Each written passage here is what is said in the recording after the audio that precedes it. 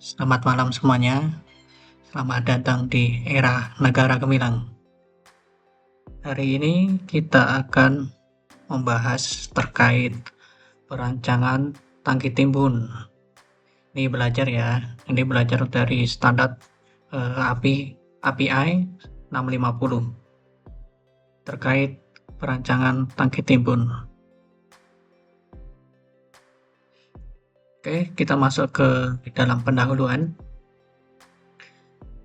Menurut Permenaker nomor 37 tahun 2016, tangki timbun adalah bencana selain bencana tekanan ya atau pressure vessel yang digunakan untuk menyimpan atau menimbun cairan bahan berbahaya atau cairan lainnya.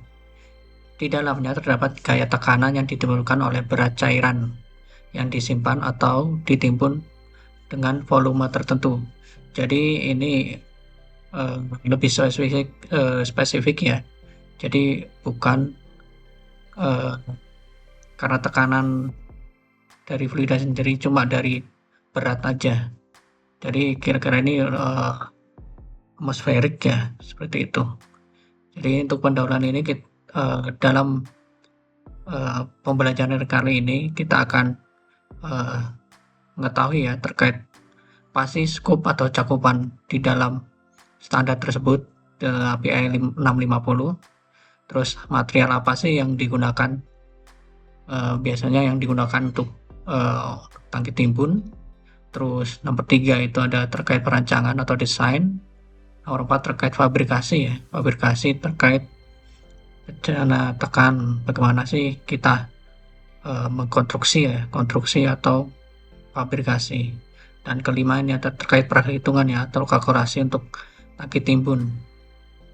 So kita tidak lama-lama, kita langsung ya. Oke, terkait kita bahas terkait chapter 1 ya, terkait scope. Jadi untuk tangki timbun sendiri itu skopnya standarnya yang digunakan itu adalah API 650 ya, terkait tangki timbun atau storage tank ya. Terus tangki timbun atau tangki dengan tekanan internal ya, sekitar tekanan atmosfer. Atmosfer itu 1 atm ya, sampai dengan 18 kPa atau 2,5 PSIG. Ini kita dilihat di appendix F ya, di API 650. Terus fluida yang tersimpan ya, atau yang digunakan ini bukan berjenis refrigerated atau yang didinginkan ya, kayak LNG, LPG gitu. Terus maksimal suhu operasi pada 90 derajat Celcius atau 200 derajat Fahrenheit ya. Ini bisa dilihat di appendix M. Terus terakhir itu kita tangki timbun untuk menyimpan petroleum ya, untuk fluidanya atau produk liquid lain atau air gitu ya.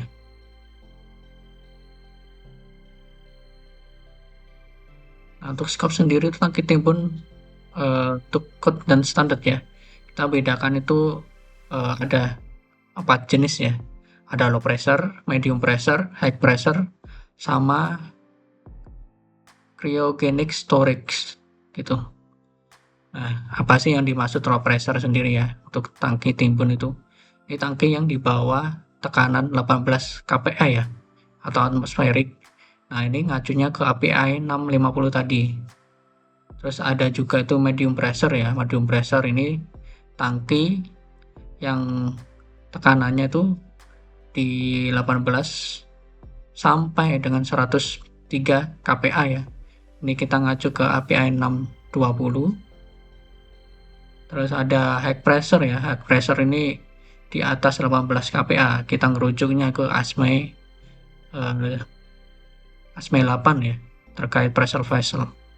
Terus ada cryogenic ya, storage. Ini di bawah minus 160 derajat Celcius. Ini kita ngacunya ke API 620 ya, tapi di appendix Q.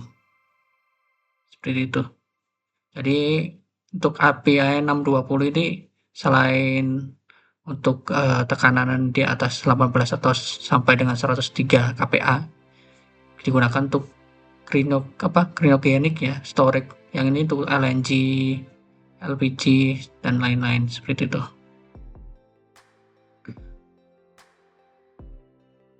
Terus untuk kode dan standar ya, kode dan standarnya sendiri itu ada NA-PIN PA650 ini terkait standar untuk oil storage ya, untuk yang digunakan Kunglas. Terus API 651 ini untuk katodik ya, katodik untuk di atas above ground ya. Terus API 650 terkait prosedur inspeksi, repair, dan maintenance. Selain itu, kita standar API lainnya juga membantu ya untuk desain dan pemeliharaan tangki lainnya. Seperti API 2000 terkait ini ya. Nanti saya jelaskan lagi. Atau API 2380. Itu. Oke, kita masuk ke chapter 2 terkait material. Untuk material grupnya untuk di API 650 ya, kita dibagi menjadi 1, 2, 3, 4, 5, 6, 7, 8. Nah, apa sih yang dimaksud grup 1, 2, 3, 4, 3A, 4, 4A, 5, 6 ini, yaitu grupnya itu ada, itu dibagi itu ada yang terkait semi-kill, terus killet. Nah ini normalize, terus dan lainnya. Ini lebih ke arah fluida, tekanan. Nanti dari misal fluidanya itu terkait petroleum ya, kayak BBM dan lainnya, itu cukup di grup 1. Sedangkan kalau untuk yang lebih tekanannya, temperaturnya lebih besar ya, itu harus menggunakan grup 2 atau sampai segini gitu.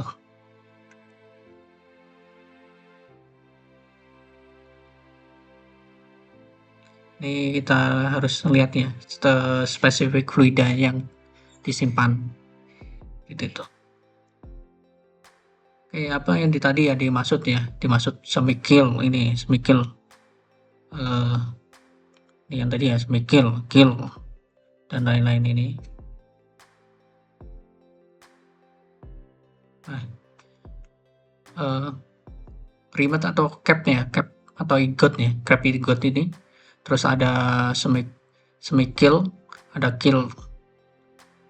Nah, kalau remet ini itu di remet, semi-kill atau kill ini dibedakan dari tingkat deoksidasi ya, pada saat pembuatan baja ini mempengaruhi sifat dan aplikasinya. Kalau kill ini untuk mengalami deoksidasi sepenuhnya ya, ini menghasilkan struktur yang homogen ya, jadi nggak ada struktur yang sifatnya itu beda-beda gitu, dan tidak ada porositas gas ya. Porositas gas itu semacam ya, ada porosity di dalamnya gitu. Nah, kalau remote ini kalau remote-nya ini ya, kalau ini mengalami deoksidasi sebagian atau tidak mengalami deoksidasi sama sekali gitu, sehingga menghasilkan evolusi gas dan pinggiran yang jelas dari besi yang relatif murni gitu. Terus semi-kill ini berarti ada antaranya ya, di antara remote sama killet gitu. Nah, ini evolusi gasnya itu dikendalikan dan tentunya lebih seragam daripada remote, tapi dengan beberapa porositas. Nah, mana yang terbaik? Kalau terbaik itu yang killet ini. Jadi yang semi-kill yang sedang, terus yang remote itu yang paling jelek lah istilahnya. Rata-rata kalau untuk materialnya itu sudah di apa, udah di minimal di semi kilat ya. Jadi nggak ada yang rata-rata tuh kerimet atau kepet ya. Oke, lanjut terkait MDMT ya, material minimum design material temperatur. Nah, ini harus kita ketahui ya. Nah, untuk yang grup 1 sampai 3 bahan ini memiliki lower stress steelnya itu lebih rendah ya. Nah, kalau untuk yang higher-nya itu stress steelnya itu untuk grup 4 sampai 6. Yang tadi ini grupnya yang tadi ini lower stress ya. Nah, sedangkan di sini itu higher stress steel.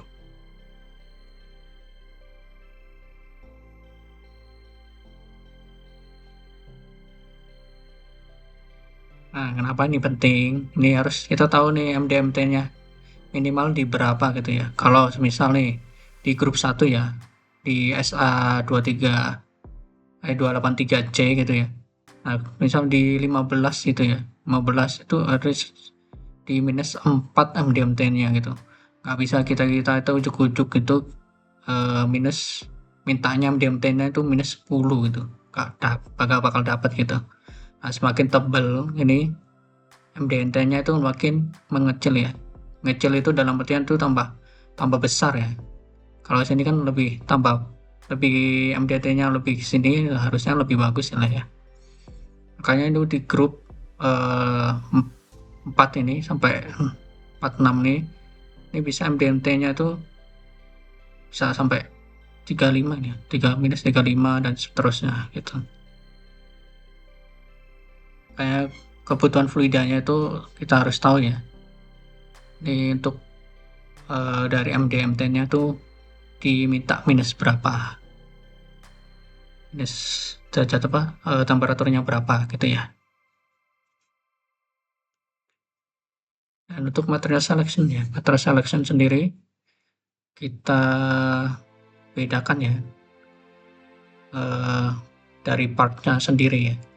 Kalau untuk annular bottom ya, annular bottom, shell, roof, plate, nanti kita jelasin ya. Nah, itu biasanya itu untuk carbon steel ya, carbon steel atau yang nggak perlu fluidanya itu yang tidak terlalu korosif ya. Nah, itu menggunakan A36, A283 grade C, terus A516, terus A573. Nih, kalau makin ke bawah ini makin bagus ya. Ini setara ya, A36 sama A83 grade C ini setara. Nah, ini lebih bagus A56 sama A573. Nah, untuk nozzle-nya sendiri, nozzle flank itu biasanya untuk pakai A105. Terus untuk nozzle ya, nozzle pipe atau pipa itu pakai 106 A53 atau A5L grade B yang setara ya. Terus untuk strukturnya itu A36 atau S400 ini cheese ya, Japan.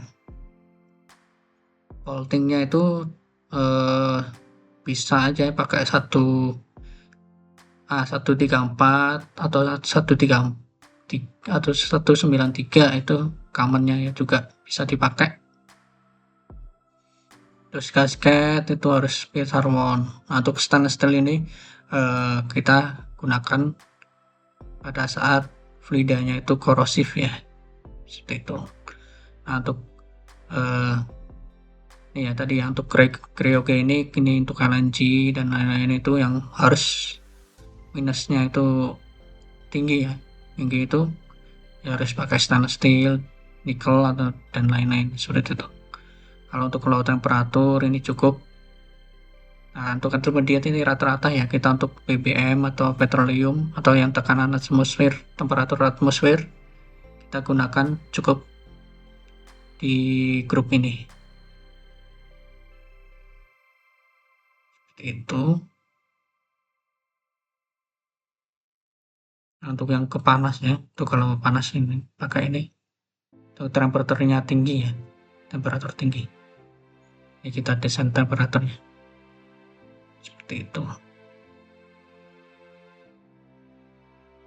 Nah, untuk kebutuhan kita masuk ke desain pressure dan maksimum operating pressure ya. Untuk desain pressure atau maksimum operating pressure itu kita lebih ngacunya itu harusnya ke API P16.5. Ini terkait flank. Kenapa? Karena flank itu kira-kira itu material yang paling lemah ya, sambungan antar flank itu material apa paling lemah untuk di antara join yang lain.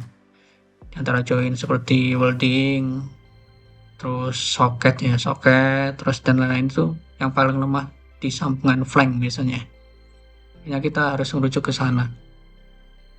Nah, di API 5L di ASP 16.5 itu kita tahu untuk working pressure-nya itu di berapa. Misal nih, contoh di temperaturnya itu ya di sampai 200 Fahrenheit ya, 200 di 650 itu di maksimal di 200 Fahrenheit. Terus di pressure-nya kita butuhnya itu cuma 10 bar gitu ya, 10 bar. Nah, makanya kita cukup menggunakan kelas 150. Nah, di kelas 150 dengan temperatur 200 Fahrenheit, working pressure-nya itu maksimumnya ya di 260 PSIG. Ini kira-kira di 20 ya, 20-an sekian gitu, 20 bar ya, 20 bar atau 19 bar gitu. Nah, untuk dan lain-lainnya ya, kalau misal nanti kebutuhan pressure-nya itu lebih tinggi, makanya harus ditingkatin tuh di kelas ratingnya dan nanti akan ekuivalen ya ke sana. Lanjut.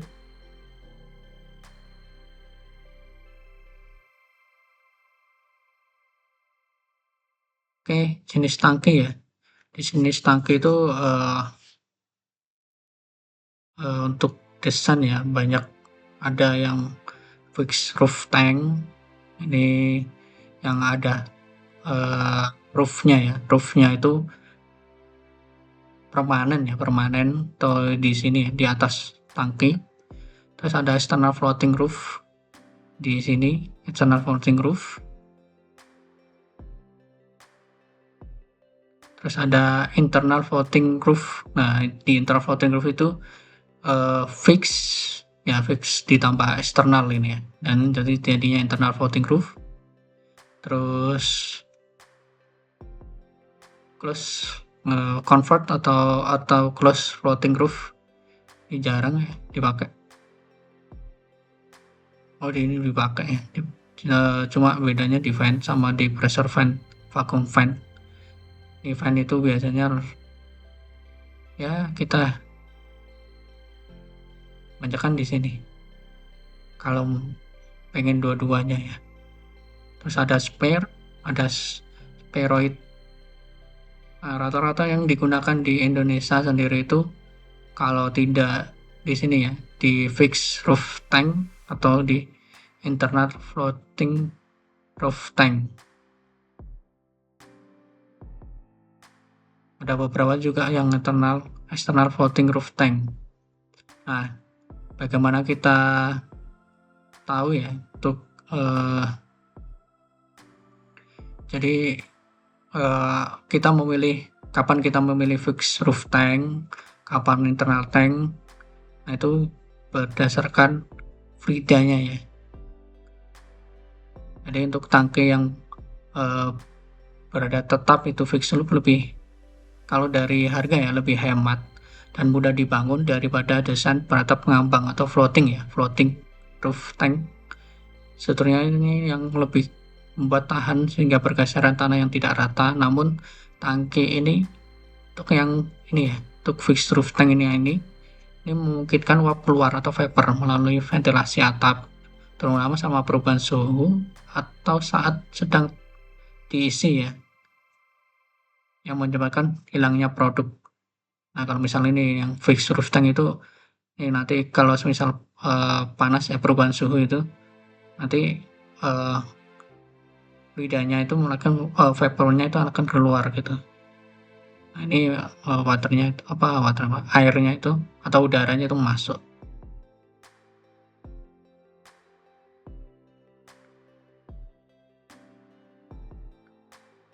Untuk pemilihan jadi nanti saya akan kategorikan ya. Kami akan kategorikan di belakang. Nah, untuk bagian tangki sendiri tadi ya, itu ada banyak ya, ada banyak itu kita sebutnya itu ada sel ya. Sel ini yang di sini atau dinding ya, dinding tangki. Terus ada bottom sini atau di bawah ya. Terus ada annular ya.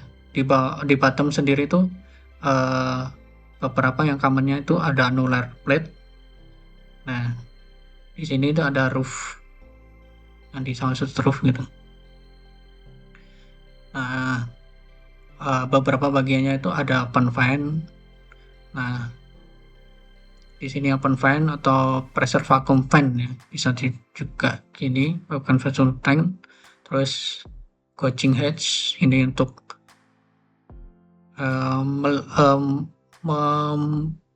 mengambil sampel ya,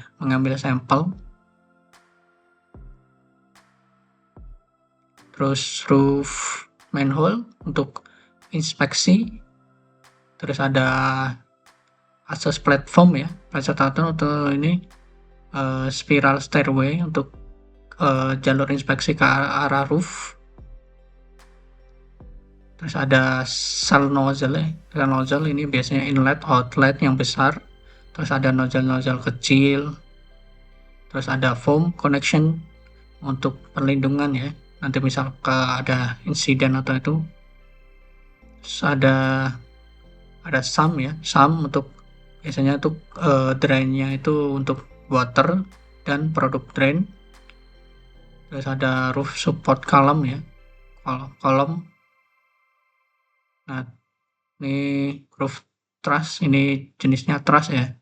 Nanti bisa pakai truss atau pakai dan lain-lain ya. Bisa soft cone dan lain-lain.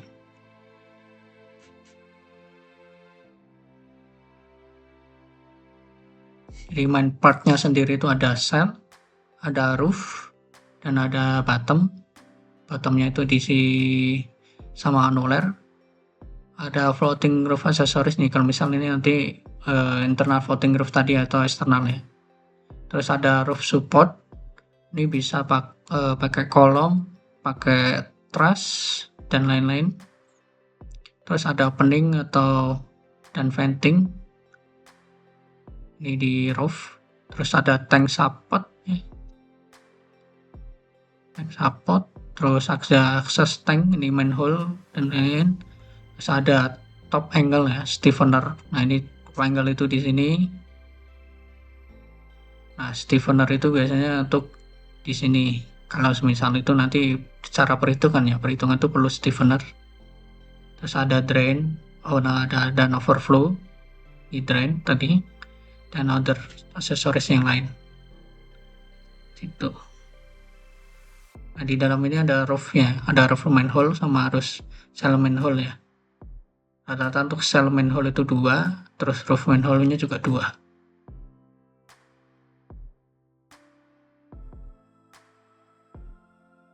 Nah, untuk desain kita masuk ke fixed roof tank ya. Nah, di fixed roof tank itu dibagi 2.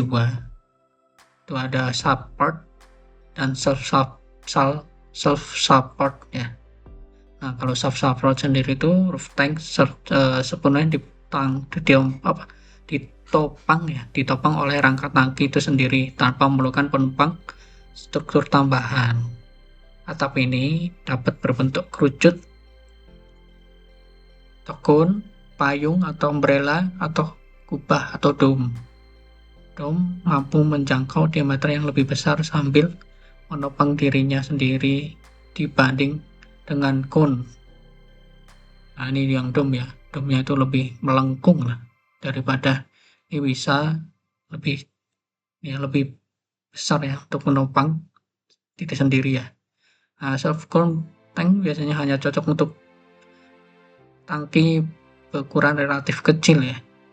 Ini relatif kecil, nanti dihitung ya, jadi ini rata-rata diameternya paling enggak 5 ya, 5 meter ke bawah gitulah.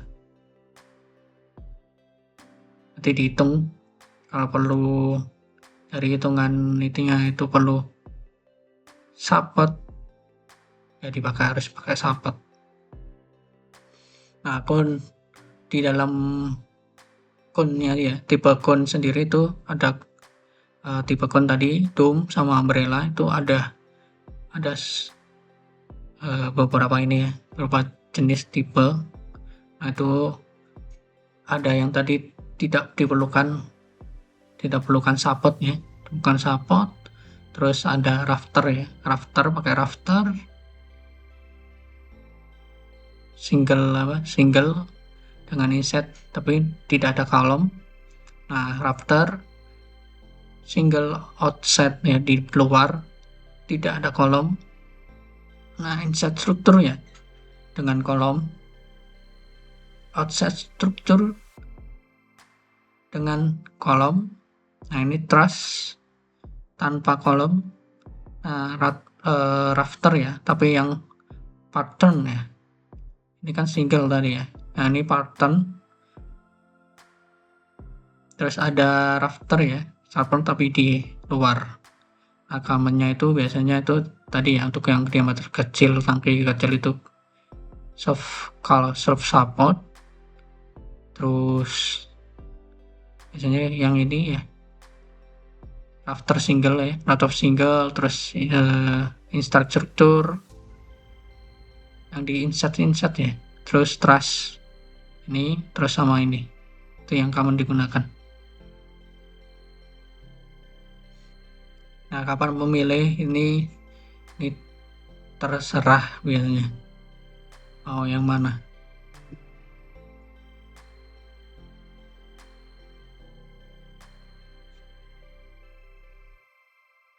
Nah, desainnya sendiri tuh tadi itu ada, selain fixed roof ya, fixed roof ini ada internal floating roof sama external floating roof.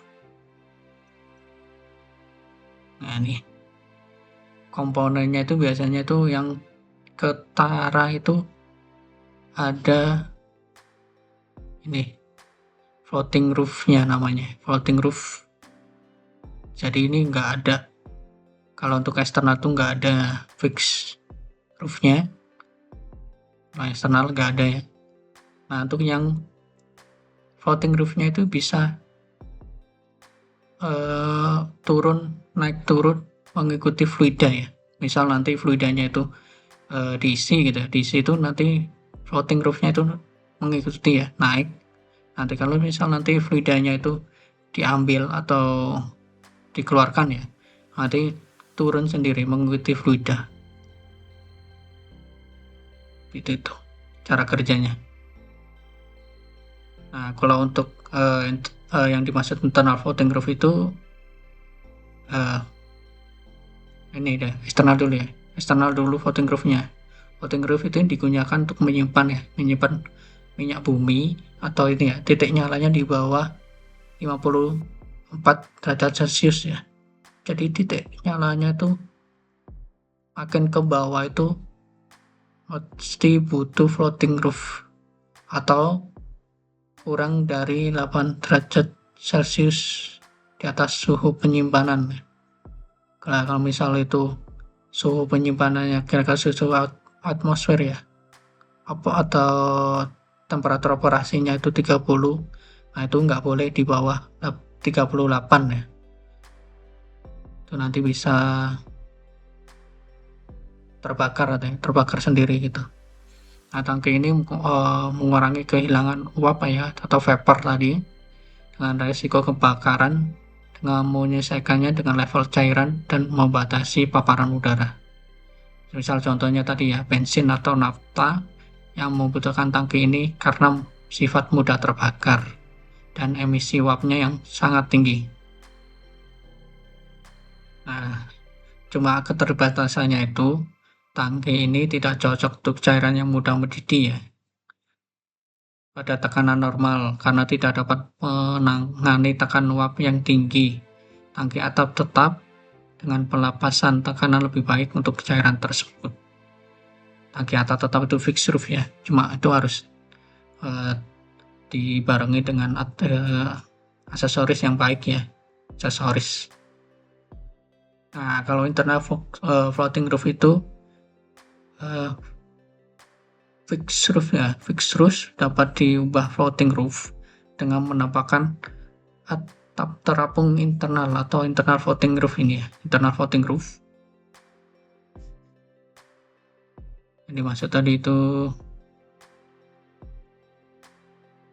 ini ya, internal floating roof ini jadi udah yang sebelumnya itu udah ada fixed roofnya, nah itu ditambahi floating roof. Nah ini kenapa? Misal nih contohnya fluidanya awalnya itu solar gitu ya, solar itu kan titik bakarnya itu kan enggak terlalu rendah gitu ya, atau ini lebih tidak mudah terbakar gitu ya. Nah dirubah menjadi ke bensin. Nah yang awalnya fixed roof itu harus ditambahkan floating roof. Seperti itu kalau misal nanti ada perubahan fluida ya, fluida yang awalnya tidak butuh floating gitu ya, jadi butuh floating.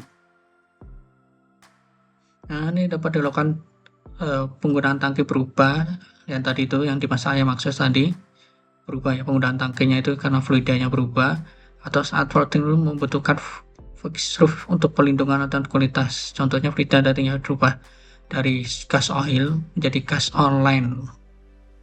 Fixed roof dengan internal floating berfungsi sama dengan floating tank. Jadi fixed roof yang ini itu sama kayak ini, fungsinya itu sama, yang ini sama yang ini sama fungsinya.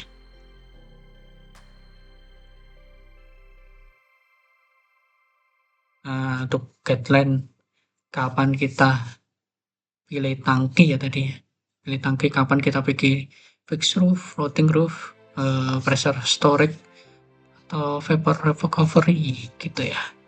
Nah yang paling mudah itu kalau misal vapor pressure-nya di bawah dari 1,5 PSIA dipakai fixed roof aja. Nah kalau semisal vapor pressure-nya itu 1,5 PSIA sampai 11 PSIA ini pakai floating roof. Nah kalau semisal itu vapor pressure-nya ini di atas 11 PSIA itu pakai pressure storage aja. Itu tangki bertekanan. Nah kalau misal ini dari jenis fluidanya crude-nya itu pakai floating, kerosen, jet fuel, gas online atau bensin, itu naftan itu pakai floating roof. Nah, diesel, gas oil,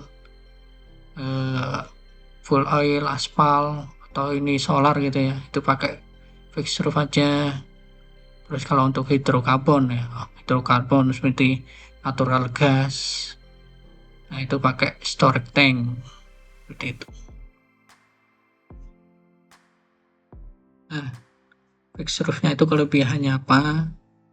Itu mudah dan murah tadi untuk dibangun, cuma kekurangannya itu uap atau vapornya itu mudah keluar dan menghilangkan kehilangan material. Jadi pasti nanti kelamaan itu volume yang di dalam tangki itu berkurang walaupun sedikit ya. Terus floating roof tank, kalau floating roof tank kelebihannya itu dirancang untuk cairannya mudah menguap guna mengurangi kehilangan uap ya, dan mencegah penumpukan uap yang berbahaya di bawah fixed roof. Cuma kekurangannya tadi biayanya tinggi. Nah Terus apa nih alternatif desain yang murah, yang mudah, murah gitu ya untuk dibangun, tapi uapnya itu dikurangi gitu ya, biar nggak kehilangan uap itu. Nah, cara satunya alternatifnya itu kita menggunakan VRU, Vapor Recovery Unit. Jadi ini adalah salah satu alternatif ya untuk fluida atau memiliki vapor pressure yang tinggi tetapi tangkinya tetap surf ya. Itu. Jadi cara menggunakan itu vapor ya, vapor yang ada di storage tank atau tangki timbun itu dimasukkan ke VRU. Nanti VR-nya itu berubah ya, mengubah vapor jadi liquid kembali, istilahnya seperti itu. Menangkap vapor terus dibalikin ke tangki. Itu. Nah, terkait desain dan kapasitas. Nih kalau desain kapasitas ya. Kapasitas itu desain itu kita mechanical ngikut ke orang proses saja. Cuma kita juga harus tahu nih apa yang dimaksud LLL gitu dan CHL gitu, apa sih makhluknya itu. Jadi LL low liquid level gitu ya. Liquid level itu yang di sini ya. Di sini nanti dihitung sama orang proses sendiri berapa, LLN apa low liquidnya berapa, terus networking atau normal liquid, terus high liquid, terus high liquid, critical high level, sama top of tank. Nah, perhitungan terkait level storage mengacu ke API 2350. Ini untuk overfill ya, prevention for storage tank. Nah, pakai catatan ya. Saya tunjukin ini contoh ya, contoh perhitungan untuk kapasitasnya dari orang proses. Nah, ini contoh perhitungan orang prosesnya.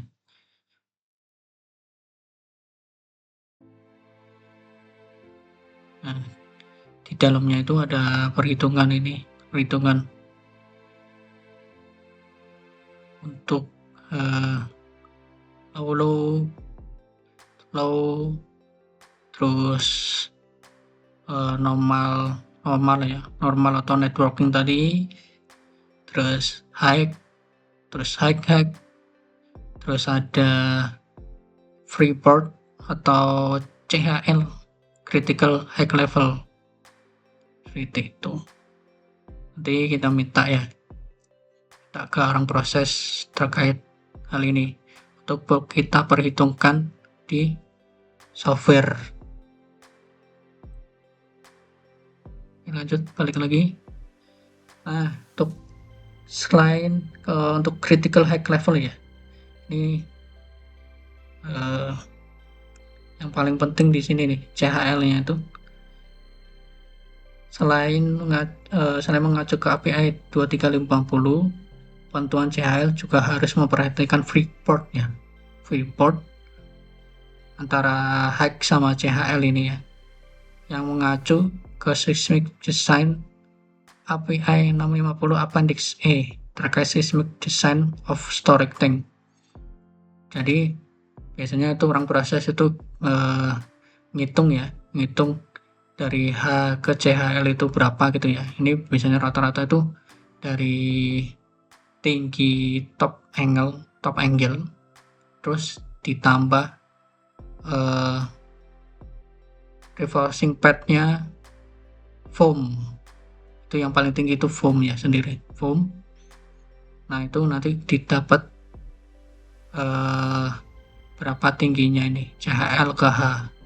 Nah, selain perhitungan tadi, kita harus memperhatikan tuh freeport dari ngacu ke seismic design gitu. Jadi nggak boleh nih freeboardnya itu nanti dari hitungan sini sama hitungan freeboard itu mana dipilih yang paling besar ya, gitu.